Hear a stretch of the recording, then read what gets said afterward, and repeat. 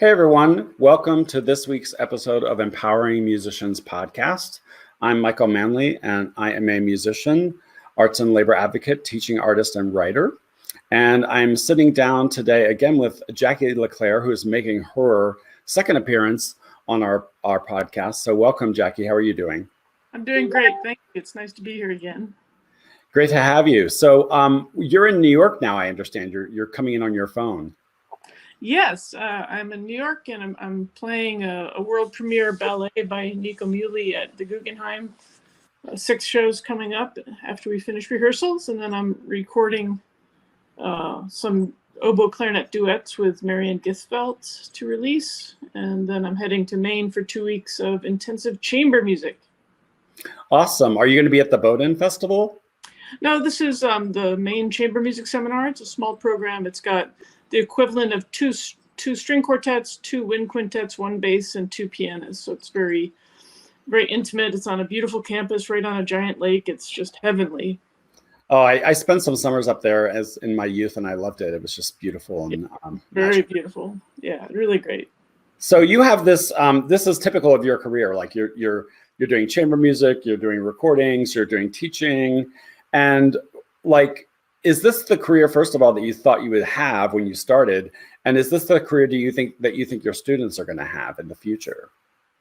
To answer your question, no. I thought that the pinnacle of success was getting a principal oboe job in an orchestra. And I use the word thought very loosely. I'm not sure I thought about it. It just seemed like we all drink that Kool-Aid. I'm not sure how we get our brains programmed to think that success in classical music, if you play an orchestral instrument, success means getting an orchestra job. I got an orchestra job when I was 24, playing in a good orchestra in Spain, in Oviedo, and I realized that it was not for me. That I love orchestra. I love playing in orchestra. I don't like doing it for a living, because you don't get to choose your repertoire. You don't get to choose. Well, you don't get to choose anything really. So. Yeah, I like to choose my music and choose my colleagues, and I really like contemporary music, and that's not really an orchestral thing so much. So, so I moved to New York and started freelancing, and from that point forward, I followed my nose. But I just always knew I wanted to play. I had to play. It was not a question. Plan A was always I have to play, and I have to play great. And I was kind of a jock. It would be a fair accusation to say I was kind of a jock, meaning I wasn't inspired by Beethoven or something. I just thought I like playing like an athlete sort of. I was sort of athletic and not very deep, I think, and I just had a great time. I just loved playing, and I just thought, great, I could do this for a living. Let's do it. But I figured things out as I went. And life is full of surprises, and I just kind of followed my nose and put out the fires at my feet, to mix metaphors, and just one thing led to another. I find that it's been my experience that if you just keep going, and if you keep showing up, and if you keep doing a good job, and you have the right friends, people who are doing well what you want to do well, and you sleep and stay healthy and don't smell bad, you just keep, the world makes a place for you. I just knew I had to play. I just had to play. And, it was only at age so I moved to New York when I was 27 after 3 years of orchestra in Spain. And after about 10 years of freelancing in New York, I thought, you know what? I love this. It's getting better all the time. I feel successful. I feel happy. Now would be a smart time to leave. It's the one strategic thing I did in my life. I'm not a strategic person. And I went back to school and I finished my DMA, my doctoral degree at SUNY Stony Brook, at age 39. I think I finally finished it. And to qualify for a teaching job, because I had realized that I enjoyed teaching, which never was my thought. I never thought I would teach. I didn't even think about that when I was, pre-27. Yeah. So, and not only did I start to teach to make money, but I realized teaching's really, really, really cool. You learn a lot, and it's inspiring and rewarding. And I didn't see that coming at all. Yeah. Did not see that coming. And I got the job in Bowling Green State University when I was 40, and really enjoyed that kind of mixing performing and teaching. And then, of course, you can do research. You can write papers. You can go do master classes, because you got this full-time salary. So it's like, this is great, best of both worlds. And then McGill offered me the job 10 years ago. Again, that just came out of the blue. I did not anticipate that at all. And honestly, if 20 years ago you would tell me you're going to be living in Montreal, a permanent resident of Canada, in a full-time job as music professor, I wouldn't have thought you were crazy, but I would have said, I guess that's not impossible, but I don't really see how that could happen. But here I am. So it's a mix of chamber music and solo and teaching and traveling and masterclass and publishing articles about stuff I'm interested in. And so full of surprises, Absolutely. Yeah, I had a really good conversation last week with my colleague Tracy Whitney, and she was talking about how, she had this plan and her whole career looked totally different than what she had in her mind. And we were talking about how these, careers in the arts are so unpredictable. Like we often don't have a trajectory, and it's just, as you said, about showing up and being an artist, right? And just the world and the universe will show up if you show up with presence and authenticity and with your art. Yeah, I mean that's easy for me to say because I have a full-time job. But even when I was living on, from paycheck to paycheck and worrying about paying my rent back when I was in my late 20s and early 30s, I still was walking the walks. Like, you know what? I know this is going to work out. I have to play. I love this, and it's tough, but it didn't occur to me to do anything else. It was just my call. It's my calling. It's my purpose. I just had, I have to do it. So, yeah. So now you're mentoring and teaching the next generation of oboe players, right, and others, because you work with other students at McGill. And how do you prepare them for the future? What is 20 years or 10 years of a classical musician? What does that look like, and what kind of thinking are you doing around that? Well, it's not that people come and ask me about, life. Sometimes I do, but I as a music teacher, I'm tasked with teaching them orchestral excerpts or repertoire, whatever. And so but I have thought a lot about the topic. And getting a music degree requires a lot of skills. It requires a lot of skills that are highly transferable to other disciplines, like law school and med school and all kinds of roles in life. To be a successful music student, like if someone graduates with a viola performance degree from a good or very good music school, that they are disciplined. That they practiced a lot on their own. They're self-starters. That they work well with others. That they can lead. They have the courage and organizational skills to give a solo recital, or probably more than one. That's amazing, right? That they can follow and support others as well as take the lead as a soloist. It's a phenomenal thing. Oh, sorry a second. All right, hey Mark, I'm on a. And whereas if somebody graduates with, say, an English lit degree, you don't really know that much about them, and so music performance students are highly sought after to be recruited for many different things because they have very, very hireable skills for all kinds of disciplines. So I think it's for many years now I've thought about music performance degree. It's not that your kid's going to necessarily earn a living as a jazz trombonist. They might not, but the performance degree, getting a jazz trombone degree, is actually a fantastic degree to develop life skills. So that's the way I think of it. It's getting a music degree is one thing it leads to is becoming a musician, and you will be a musician for the rest of your life, whether you're making money at it or not. Being a musician is not like being a veterinarian. Although I'm sure veterinarians love what they do. It's much more a lifestyle. It's a way of life. It's a way of thinking. So So I think it's if someone's worried about, gee, what am I going to do? It's my solution is, well, do something today, practice today, commission a piece today, play a concert today, make friends today, have a conversation about music today, and tomorrow, and no, don't worry about it. Tomorrow will take care of itself. Let me just go to the next room. Yeah. I think that's something that a lot of us forget, which is the fact that we are musicians and we're artists beyond our instrument, right? It extends beyond that. And if life takes us in a different path, in my case, I was looking at maybe having to switch careers because I wasn't sure I was going to play Right. again. And but that our identity and our persona as musicians is like who we are, and it extends beyond the instrument. And I have this really funny story, which I think illustrates this mindset so well. And it was a friend of a friend who was, got really, really high up at Carnegie Hall, was like running their education programs or something really, really fascinating, interesting, successful young woman. And was talking about how she ran into her old clarinet teacher, and he asked her if she was still practicing, and she was like, "Well, not really. I'm running the whole education career for Carnegie Hall or whatever." And he kind of looked at her and just shook his head and said, "Well, it's a shame. You really could have been successful."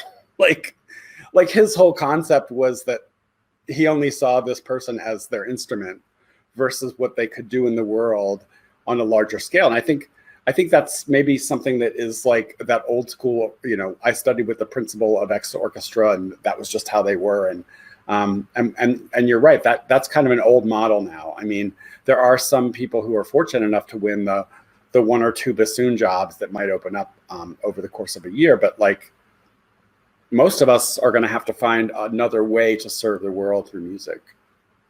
That's right, and to maybe conceive of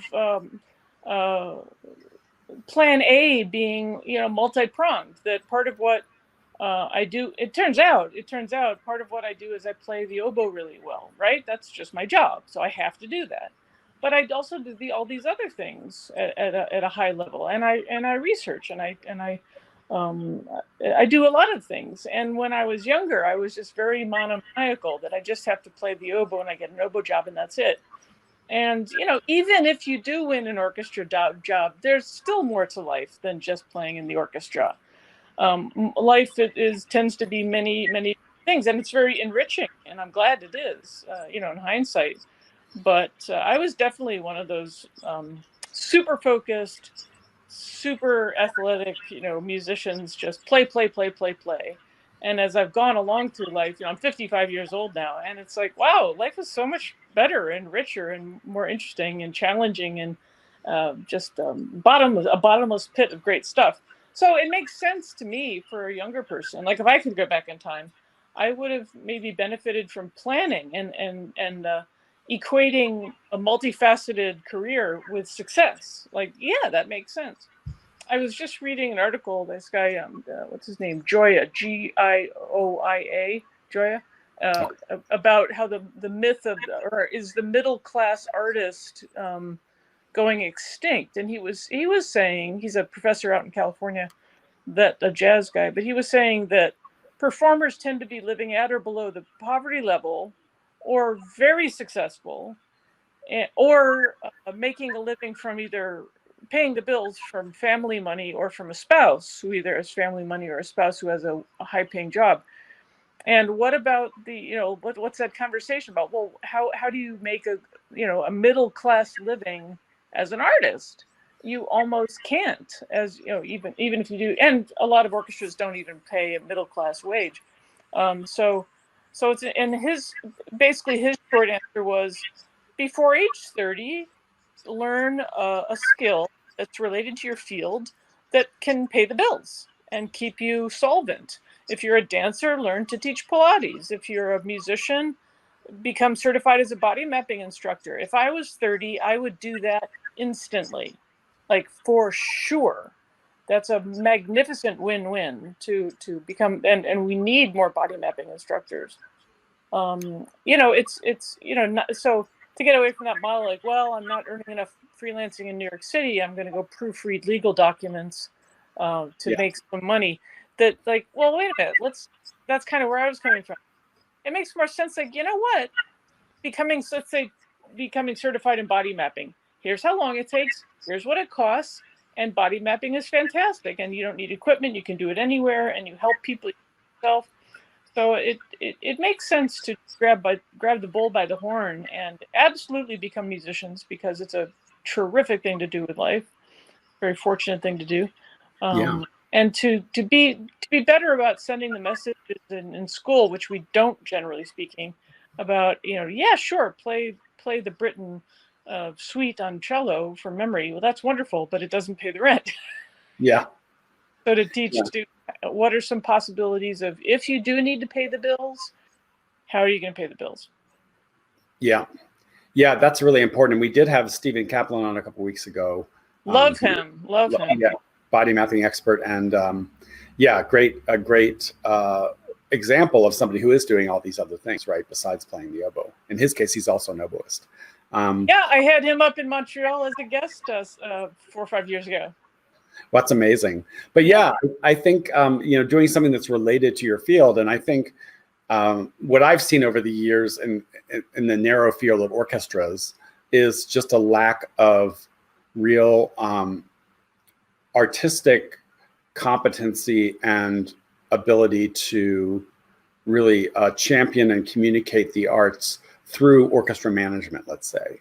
And there's a lot of orchestra managers who are maybe good with relating to their boards, and they're maybe good at fundraising, but they're not great at the music part of it, right? The understanding what the life of a musician is, or why it's important for certain repertoire to be played, right? And that's a real area in arts administration where musicians could, I think, make a big impact. I was in that field briefly, but for me, it was a little bit of an odd situation, because on the one hand, I realized I was going to have to move to a very small town, probably in the middle of nowhere, to get my start, and I wasn't so excited about that. And then two, and this is something I think should be challenged, but like orchestra executive directors and arts leaders are often really, really far removed from the arts making, right? Like, they're working with all kinds of other parts of the machine that need to run. And I just found it took me too far away from the musicians and the creators. And it was ultimately that made me decide this wasn't for me. But I think that there's ways to do it. And if you go into it knowing that, like, I can actually serve the world this way. And I do know several people who are good arts managers and executive directors who are musicians, but it could be more, I think. Too many of them are from other fields, or they're from other nonprofits, and they just don't understand the very specific field of orchestras, and you get boards, and you get executive directors who are like, well, why do we need to pay the tuba player if he or she only plays 4 concerts a year? Why can't we just cut that position or hire them part-time? It's like, well, you can do that, but what you need is for that tuba player to be playing every day, so that when you need them, it's like the kicker in a football game. Like, no, they don't play the whole game, but if you don't have a good kicker, but when you need them, right? So yeah, I think that's really an important thing, is to think about, not that I have to go proofread, but I can actually do something that's related to my field. That's fascinating. Yeah, that enriches me. It advances me. It's fulfilling. It's a good feeling to make money too. You feel more secure. It's not helpful to the musician part of us if we're feeling insecure or worried about money. So it all works together, absolutely. And these days, to be thinking about equity and diversity and inclusiveness and programming, and we are in, I hope, a very big tipping point now, where we are shifting our thinking away from the white supremacist field of classical music and looking toward how we can every day, boots on the ground, really change how we change our assumptions, change how we choose repertoire, choose what we teach, choose what we recommend, choose the words we use to talk about music, And I think that's a really, really exciting thing about what's happening today. I'm changing what I do a lot, and I thought I didn't realize how much I had to evolve. I thought I had thought about it, and I hadn't enough. So I think that's an exciting thing, that if I were 25 or 30 years old, I would be looking for opportunities there that are springing up now because of new sensibilities, and what people who are 20 and 30 who are going to be buying tickets down the road, they're going to want programming that is uh, original and inclusive and reflects the community and is relevant. So there are lots and lots of opportunities now that weren't there even a few years ago. Yeah, I think that's really important. And I want to come back to something you mentioned, which is about the idea of this field being kind of what you call white supremacist, right? And I want to start with the word classical, right? Like I actually don't like that word, but it's very descriptive, because it's people know what you're talking about when you use it. Is that something you're trying to get away from, or how do you even talk about these things now? Well, I think it's important to look at terms we have that are very sort of colorblind racist, like music theory, for example. That's one that flew under my radar. Why is there no qualifier? Yeah. Yeah. If you go to the Eastman School of Music or any school and you enroll in first year music theory, that is first year Western European music theory. There are many, many music theories in the world. And if you go over to the jazz department, it's called jazz theory. So why are we so to poke a pin in this balloon of universalism? This universal, like, no, it's not universal. It's actually a very narrow sliver of one kind of musical language in one little part of the world that is not relevant to traditional Haitian music or music of the Middle East or traditional Russian music or any other music or Chinese or just to look at ourselves and look at how we have these buildings that sort of scream European white dominance. If you look at the cities of our museums and our courthouses and our universities, they're pasted on from Europe. Yeah. From built in the early 1900s in North America, if we're talking about North America. And I've been thinking a lot more about that and reading about that a lot, and how our physical spaces reflect our attitudes and our community, and how, even the way, what are the large spaces in a school? They're for orchestra. They're for, quote unquote, classical music. And jazz is somewhere else. Black studies is somewhere else. The physical spaces reflect our attitudes and our community, and just to think about that, and to realize, as a person of European descent, privileged white person in the United States, I always felt like I belonged. It's like, well, yeah, these are my people, this is my music, and I never even thought about it. And now to realize, oh yeah, if I were someone from another part of the world, I would stand in front of this building and be like, that's not my culture.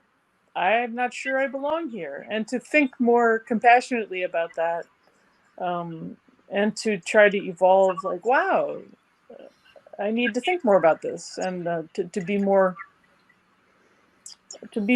thoughtful, really, and then have all my choices as a performer, as a colleague, as a teacher, as a mentor, to freshen it all up and realize these comfortable assumptions that are just so comfortable, they're actually not great. They could use upgrading. Yeah, I mean, even in the field of labor, like, there's discrimination, right? So the way labor law has been interpreted in the United States, it makes it very difficult to organize, that is, establish an employer-employee relationship and a contract through organizing, with, say, a jazz club, right, or another type of venue, because the way labor law has been badly interpreted going back to the 80s is that, oh, well, they're not really the employer, they're just renting the space, right? So what does that mean? That means that it's easier to organize places where musicians have regular employment and they have defined hours, which tend to be orchestras and opera companies and theaters. And those musicians tend to be overwhelmingly white, right? So even there are these structural discrepancies and disparities, which intended or not are here, right? And it just makes it makes everything, it makes you look at everything differently when you acknowledge that and you say, actually, the way labor law even is interpreted is discriminatory, right? In that respect. Yes, that's right. That's right. So what kind of, you mentioned research. Are you doing any research into this? I know you mentioned a course you're teaching around this idea of this almost either unconscious or like complacent discrimination that we all kind of accept within this performing arts world. Well, yeah, this past seminar I taught I didn't teach it. I'm not really that authority. It was a sort of collaborative exploration of the history and the present tense and the future, looking at the history, especially of underrepresented composers in their music. And so basically we started with looking at, well, what is the history? And none of us is taught history correctly in any way, in any school that I'm aware of. So it was a really sobering, shocking, upsetting, elucidating roller coaster ride. You know, I went through the process of finding the resources, and I spent a few months, but collecting resources. But then after which I felt like, wow, I don't know anything. So I approached the graduate students and said, look, we're going to be shoulder to shoulder learning together. We need to be courageous. We need to be open-minded. We're not going to take anything personally. I will make mistakes. You know, we have to forgive each other. And it was an amazing semester.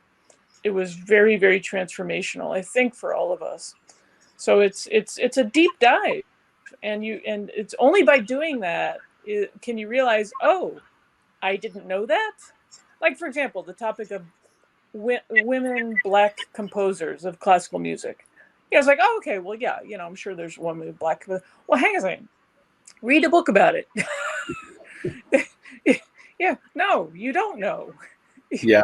And to read a book about, someone telling you about places, times, people, events, rules, laws, exceptions, compositions. Why were they played? Why were they not played? Why are they lost? There's a history to it. There's a reason to it. It's very rich and complex. And unless you know it, well, you don't know it. And you're operating in a state of ignorance, which is not your fault, any of us. But if we don't educate ourselves now, that is your responsibility. So I feel like we do have the responsibility to accept you probably received an extremely imperfect, music history education. And it doesn't take that long. It takes a couple hours to read a book. It takes a few minutes to read an article here and there. It's quite doable. and then you're in a state of knowing more, at least. And if you don't know repertoire, well, how can you choose it? You can't. So luckily, there's a lot of very good databases being built as we speak, from like viola repertoire by non-white men. Okay, great. Just resources. One of my graduate students, who's a Quebecois clarinetist, he found 67 clarinet pieces by women Canadian composers. Okay, great. One of my students found about 90 pieces for double bass by South American composers. So, we're at a point in history where we can just look at the tradition and be like, that's not really a tradition I want to follow. Yeah. It's where we come from. It's like your grandparents. Do you want to think all the same things as your grandparents thought? Probably not. So, with all due respect to your grandparents, the world changes and we have to learn and grow. So to nobody's throwing away Ravel. Nobody's throwing away Handel or Bach. Nobody's throwing away Mozart. They're fine. Yeah. They're fine. Everybody relax. Yeah. But there are wonderful pieces, wonderful music by people who are not, white men. And think about all the salon pieces we play in our recitals that are not terrific music. I mean, I think we can all agree that Ravel's terrific, Stravinsky's terrific, but there's plenty of music you've performed, whoever you are, that's not terrific. It's just sort of a bonbon. Yeah. Why play a bonbon by a white man when you can play something really beautiful by someone else? Yeah, exactly. Come on. Yeah. But really the first step is to realize, you know what? I really need to know more. I really do. I only have one life to live. Why don't I read an article now? How about today? Yeah. And now is a wonderful time because a lot of people like me have, the scales are falling from our eyes and we're like, oh, wow. And you can find resources online. You can Google, underrepresented composers, oboe, and you can find stuff very, very easily to very, very quickly educate yourself. So I've been doing that just for me as a human being, and in the seminar. I haven't started an actual research project on it, but that's not to say I won't. Yeah. So from this course you taught with your students, what were like one or two of the big light bulbs that you found out that you were really surprised you discovered? Well, a lot of the things I already mentioned. Yeah. Who built those buildings? Think about the town wherever you are. What does a courthouse look like? It looks like, Europe. And just stuff like that. I didn't know that at the time, the Northern Europeans were concerned about the Southern Europeans coming in. They weren't thinking, oh, gee, South Americans or Black people. They were worried about the other Europeans, the Eastern Europeans. And so they were building these giant buildings as messages, like, this is who we are. We're in power. This is our place. Nothing screams power more than, the Metropolitan Museum or the courtyards in Lower Manhattan. You have no question about who's running the place. Yeah. And it's not all the rest of you. Exactly. It's us. So I'm not sure I ever really thought about that, about the huge baggage that just architecture, the messages it sends to the community, that when did that happen? In the early 1900s, and it just really sort of hits you like, wow, that's right. And I never questioned it because it's kind of my culture. But then to think, well, yeah, but what about your friend who's from Indian parents, or Japanese parents? So just thing after thing like that just blowing up assumptions or vocabulary. Why do we maybe not want to use the word masterpiece? That's a big topic about master being tied to master and slave, or even the Western canon. A lot of people still think that saying Western canon is okay or positive. Increasingly, that's maybe not a term to use, or to use it in a much more, not to use it, to have a more nuanced way to discuss what it is you're discussing. And also to even just the term European art music. It's not European. It's not, we're talking about English, French, German, Austrian. Right. It's not all Europeans. Right. So, we're not talking about Spanish. Yeah. Except if you're a guitarist in a sense. But so just to think about that, well, what exactly are you talking about? Are you talking about Anglo-Saxon? What, so I think it's just to look at all these sort of inherited, kind of unintentionally lazy terms we have, that we throw around even in public, and to realize, oh wow, no. Yeah. No, I really need to evaluate the words I'm using carefully. Yeah. And just because everyone else is doing it, that absolutely doesn't mean it's optimal for me. Yeah. I mean, that's a really big deal to revamp your vocabulary. Yeah. Yeah. I taught music. I think it was called music appreciation. It was the equivalent of music appreciation at the College of Southern Nevada. And I mean, the text we used, I think it started in like, Egypt or Rome, and talked about some of the earliest string instruments and percussion instruments, and then went right to Europe. And it was one sliver, right, of a larger pie. And yet it was never mentioned, right? Like we never acknowledged the fact that we're not talking about Eastern music, we're not talking about Indian music, we're not talking about these other things. And I tried to bring some of that into the course, but like you're right, it's like this is very much one sliver of what music is. So That's right. And in the 1970s, I had a music educator come and talk to the seminar. I had quite a few guests, like Bunching Lam and Mira Gudapati and Toyin Spellman Diaz from the Imani Winds, the oboist. Yeah, so I really tried to get people who can talk about their experience. I don't want to talk about their experience. yeah.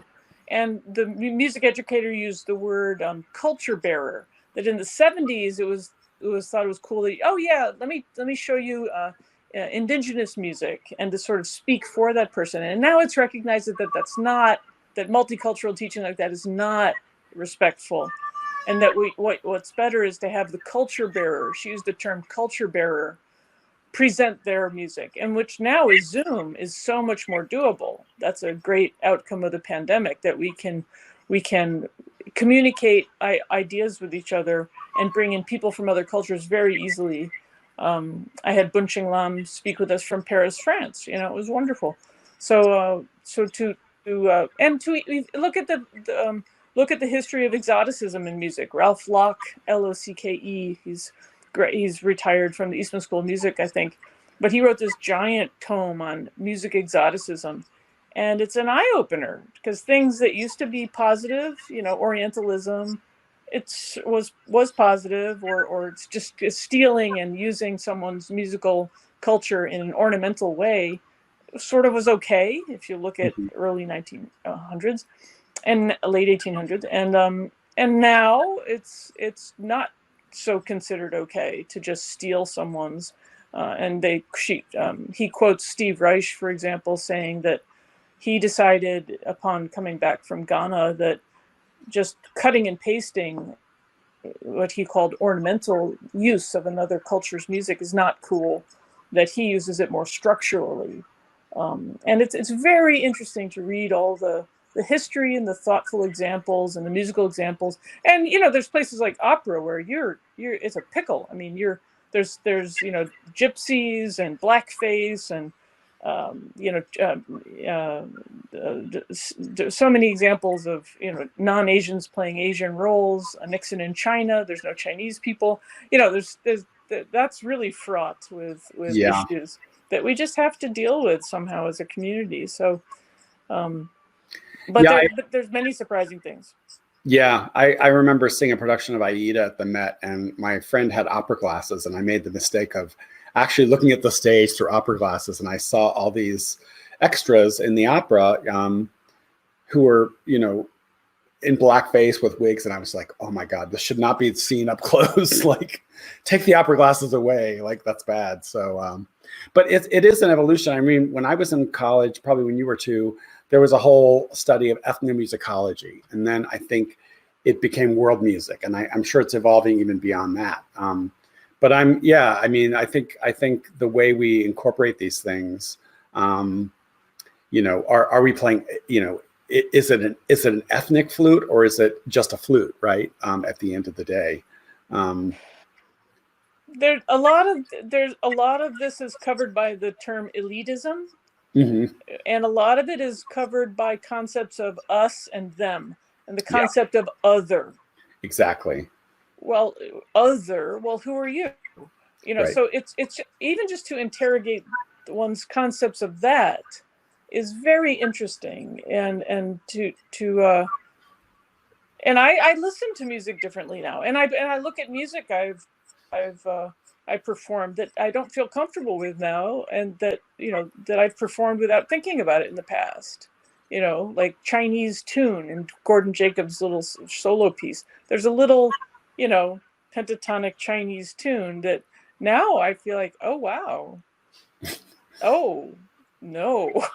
Yeah, yeah. So wow, it's very, very stimulating and and it's upsetting. It really is upsetting. But that's a good place to start, by getting Yeah. upset. Yeah. That's a good first step. Absolutely. Well, I want to thank you. We've taken a little bit more time than I usually take, and I know you're in New York and you're busy performing. And I think it's really cool, by the way. I think Isaac Mizrahi, did he write the piece you're playing? He wrote the text. Yeah, that's right. Did he do the costumes? I would assume so. I'm not, well, right. That would make sense, wouldn't it? I don't really know. I was talking with Isaac 2 days ago. He was at our rehearsal. He didn't talk about that. He was just setting us up. But the music is by Nico Muley. Yeah. And John Higginbottom is the choreographer. They're the same people as Peter and the Wolf that we've done for many years. So it's a lot of the same people. Even the dancers. I think some of the dancers are the same. We're meeting with the dancers in a few days to do the tech rehearsals before the performances start. So yeah, it's a world premiere, brand new. Yeehaw! Awesome. Well, you have a really, I think, varied and successful and fascinating career. And I'm glad that you're there doing what you're doing and interrogating some of these things that we just take for granted in our world. So if you want to connect to Jackie, what's the best way to look at do you have a website? Do you have? I just changed my website to JacquelineLeClair.com, believe it or not. So Jacqueline LeClair, but I'm easy to find. But Jacqueline LeClair, all one word.com. I'd love to hear from people. I love when people email me and ask questions, and it's life is short. Let's do it. Wonderful. Well, thank you again for your time, and I hope you'll be back. It's always a great conversation with you. And thank you. Good luck with your premiere in New York, and we will see you all next time. Take care. Thank you, Michael. Bye. Thanks, Jackie. Bye-bye. Thanks.